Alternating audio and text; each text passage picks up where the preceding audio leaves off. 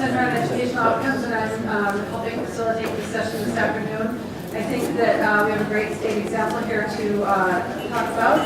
And with us from Arizona is Lila Williams from the Arizona Department of Education, Audra Amata from the Arizona Department of Education, and Bill McQuarrie, who is with the transition program at the Arizona Department of Education, and also with IDA Partnership. I know they're each going to talk to you a little bit about their work relative to what we're discussing today, and then I think that there will be time at the end for some discussion and sharing from all of you in your states as well. So with that, I'm going to turn it over to Lila. Thank you.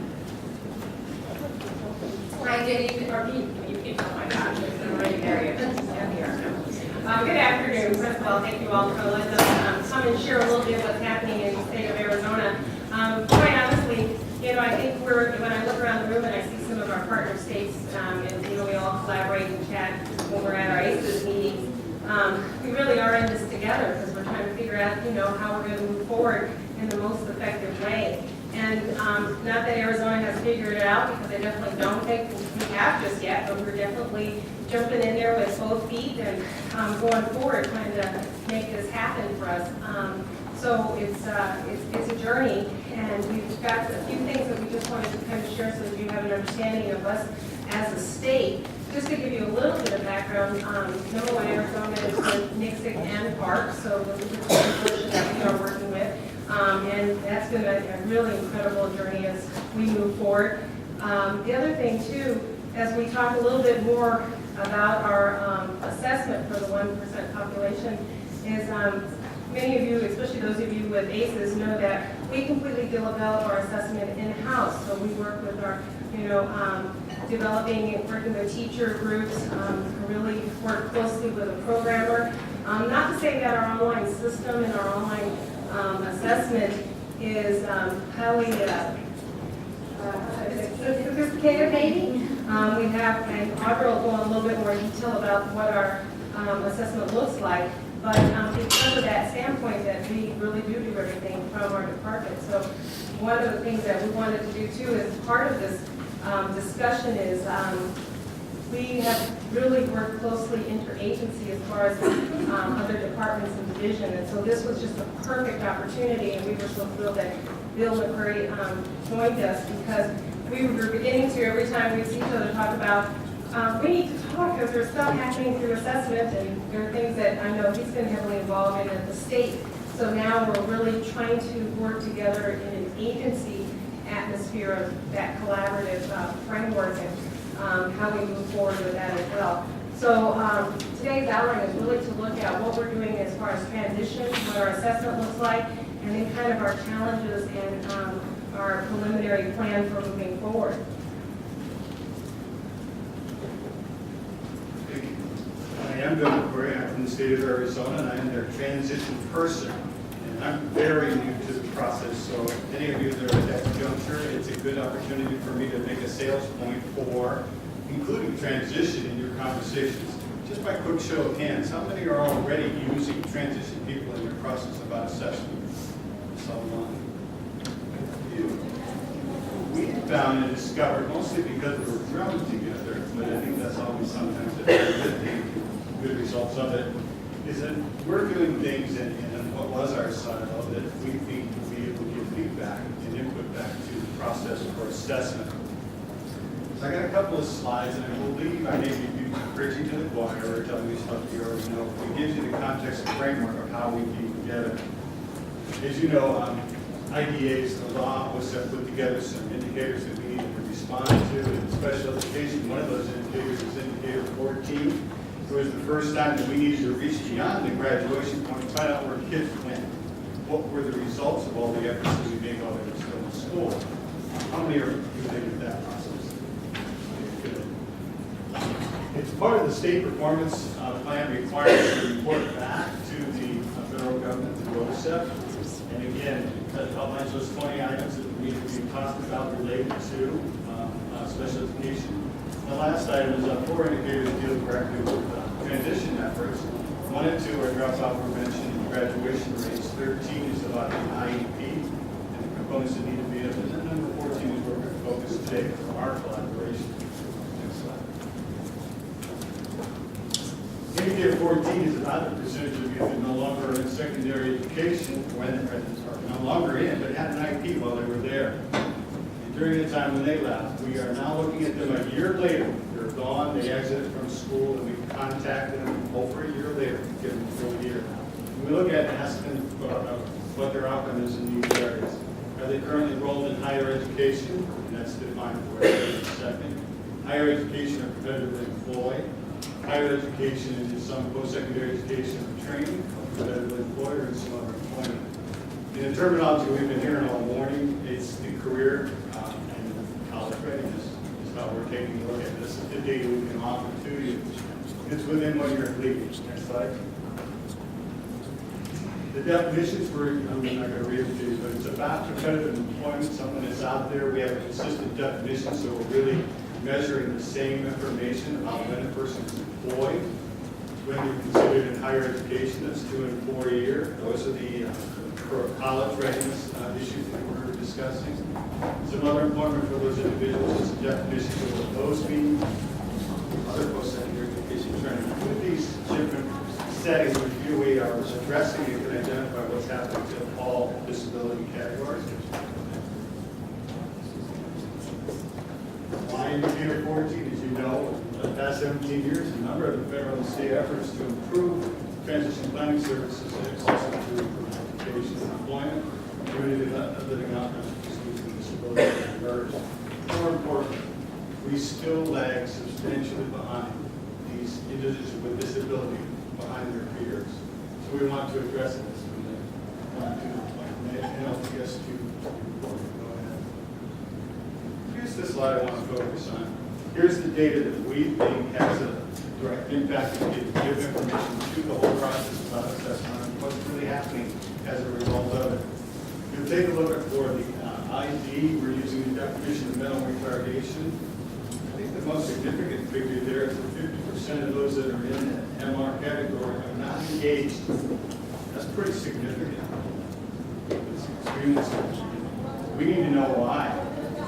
What we're hoping is that if we can take a look at the assessment piece, we also agree that instruction aligned with assessment better prepares a student who should be able to assume that we're going to have better outcomes. So what we want to do is continue to bring to the table these outcomes, outcome data, and see that number change. We're not engaged, and most importantly for the college career and readiness, competitive employment changes, well, the education can change.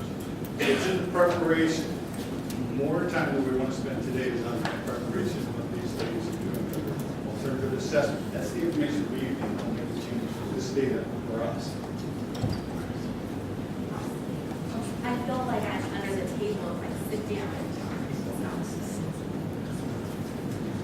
I'm Audra Amata, and I am the AAA coordinator. And like Lila mentioned, we completely do our assessment in-house. So that's, we bring teachers in and design items, we input them into our system, we put them up on the site, we monitor the incidents that may happen, all of that we respond to. We print the reports, and we're happy to say our reports currently look like the current reports that go out for our general state assessment as well. So it doesn't look any different. The criteria is different, and the levels of proficiency are different for our students. But it looks very similar, so we're really proud that we are running more toward that general assessment. But we want to talk about how we're preparing, because we feel it's really important, knowing what we know today, to make sure that we're getting our teachers prepared and our school districts and charters prepared to administer this new assessment when it comes out.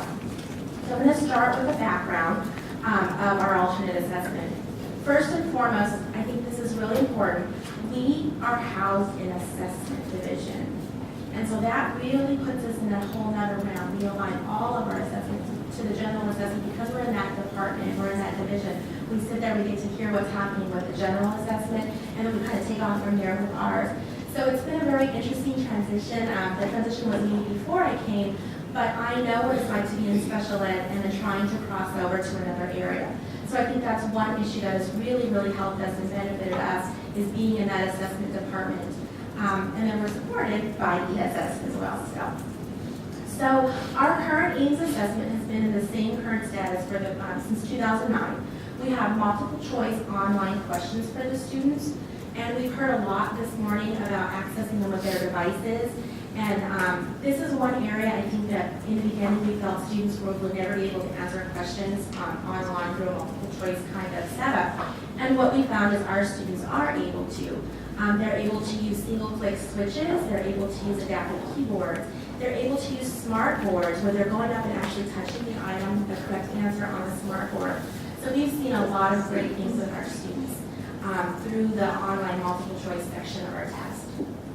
And the other component is a performance task in which we have scripted prompts for teachers to read to them, and they're presenting answer cards to the students, and the students make a selection on those answer cards.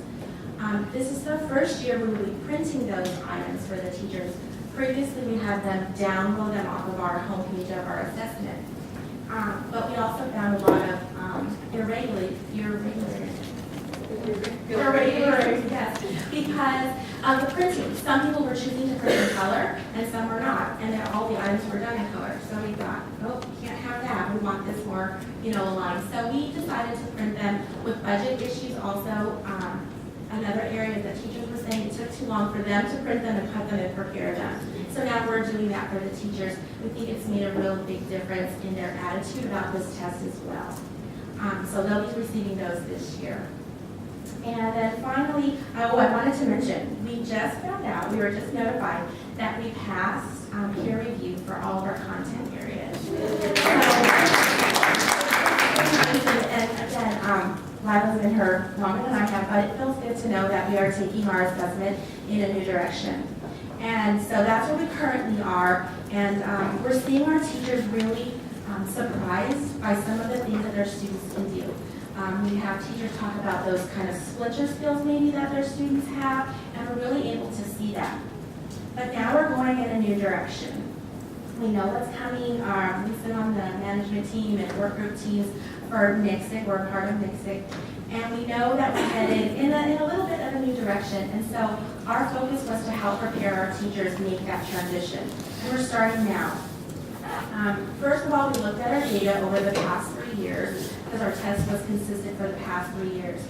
And what we found, which really stood out to me, was that in 10th grade we administered, that's our high school administration of the test.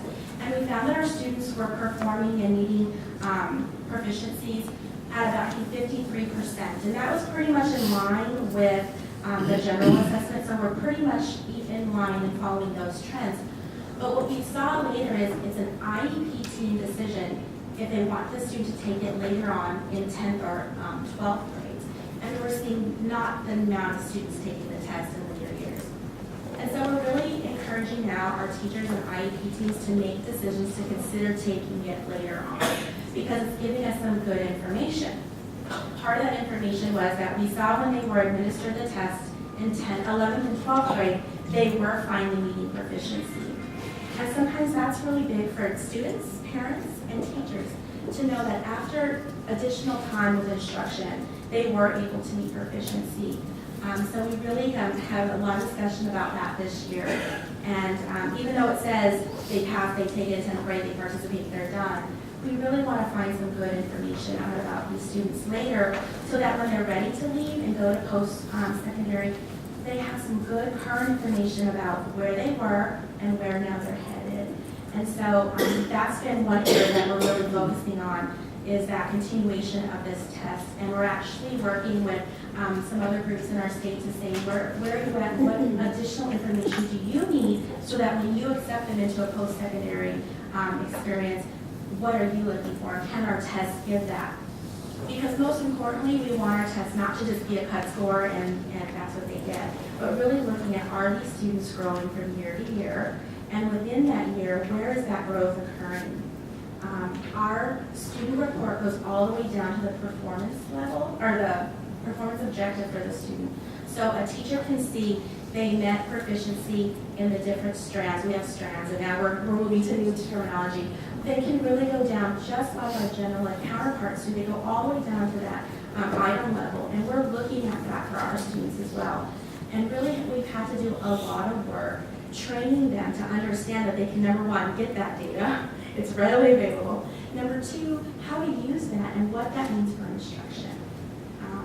I think I was a teacher, and so I know that I wasn't always included in those trainings on how to do that with their data. And so we're really trying, we're doing some pilot programs where we're working with just small teams of teachers and introducing this process of how to look at your data. And then we introduce, now we're at our third phase, where we design some lessons based on the students' data, and then that instruction, what does that instruction look like? So we decided that we took our data, took our information, and we're doing small pilot groups of classroom teachers in different districts to look at how now are they using their data. So that's one major component. The next component was looking at our depth of knowledge of our items in our test. And what we're finding is that for the most part, it's at level 1 and 2, or mostly 1, which is that basic recall. And we know with the Common Core that the rigor has increased, that depth of knowledge is there. And so we started this year designing items with our teachers at higher depths of knowledge. So we just didn't go out there and say design items at higher depths of knowledge. We really have to work with this group of teachers that design items and really have them understand what those meant and what those look like. So we did a couple of days training on depths of knowledge for them, where our current items fell, and then where we want them to go with that. So we feel that that's really going to help transition, and I've heard the term used ramp up, kind of get them ready for that new assessment that's coming. And our teachers were excited. At first they were like, well, our kids can only do recall. And we gave them examples of lessons, or gave them examples of the kind of questioning that they can do with the kids. The students, their eyes kind of shifted and opened and said, wow, I think we can do some of these. The questions that they wrote were amazing. Really real life kinds of application for the students. So we're excited to see this year how those items will perform, so that we can continue to show them and tell the teachers, our kids can do this. And so we every year look at our data and say, this is where we are, this is where we need to go, so that we're constantly increasing that rigor and not just leaving our test at a DOK of 1 or 2. So speaking of that, we're increasing our rigor for this population of students, and we all know that there's still these other students that take the 1% assessment. We call them the 1% of 1%, or medically fragile students, who are not going to be working at that depth of knowledge 3 or 4, but that we still need to get really good information about what they can do and where they're at, so that we can continue to move them forward. So we designed a new rubric, and this has been a great challenge for teachers. We get so comfortable in one way that we don't want to switch out or change to a new way. And so we did, the rubric is very explicit. Before we had a school rubric that said, here's where you're at, you rate them this way. Now we're adding in strategies and cues, and we're giving them specific cues that they can add in at every level. And so we start with level 5, which is the most independent, where the student is presented the item and they answer. And we go all the way to a level 1, where they're given any amount of supports and cues, and that's going to be documented. And the strategy of modeling. So it's almost like an imitation, where you read a question and you ask them right back and they give you the answer back. We've taken all distractors away, but they're getting partial credit for that response. And we thought that was so important, because our multiple choice only tells us if they got it right or wrong. That doesn't tell us anything about instruction or where to take them. But our new rubric now gives us strategies that you used, cues that you use with them, and how to move them from year to year to different levels. And the other component that I think is really important is that we have students that may on one kind of question or one kind of content area be able to do some things, at higher levels, but in other areas not so much. And so this doesn't just pigeon them into one, you use these strategies for this group and you're always going to only use these strategies, but every question has those levels of support offered. And so they're really able to see on every kind of question, aligned to the standards, what levels of support you need to be using for that student. I think our teachers are most excited about that part, not administering the rubric, but getting the information, because again, we ask teachers to get them to the standards, or get them, have them grow, get over here, but we don't really tell them how or why or what they need to be working on. Just come here and meet us here at this level. So we're really excited about our new rubric, and we took it a step further. I did lots of training with them and presenting that, and it just wasn't enough. I could see their blank stares at me. And so we did a video with a real student. We wrote real questions. It looks like our assessment would, and we demonstrated that with a real student. And that's when I really saw something was going off. You know, like, I get it now. I can see the process. I can see the levels. When you just talk about the levels, it's not so clear until you see it with that student. And during that, what I noticed is I worked with a student who the teacher said, this student is low, she'll be your lowest functioning student. She doesn't talk, she's very distracted, she doesn't sit. And I videoed for 20 minutes, and I did math and reading questions, 4 for each. She sat the entire time engaged with me. She didn't really know me. I had gone to introduce myself the week before. And he said she'll never get a level 4, which is the highest scoring level. And I said, okay. And when I would ask the question, it was level 1. I had to go full support, max support for her on the cues and the strategies, except for 2 questions. She got them correct the first time that I presented them to her. And we were all shocked. But again, that shows you that you never know when the student's going to be able to show you what they know with the right supports and strategies.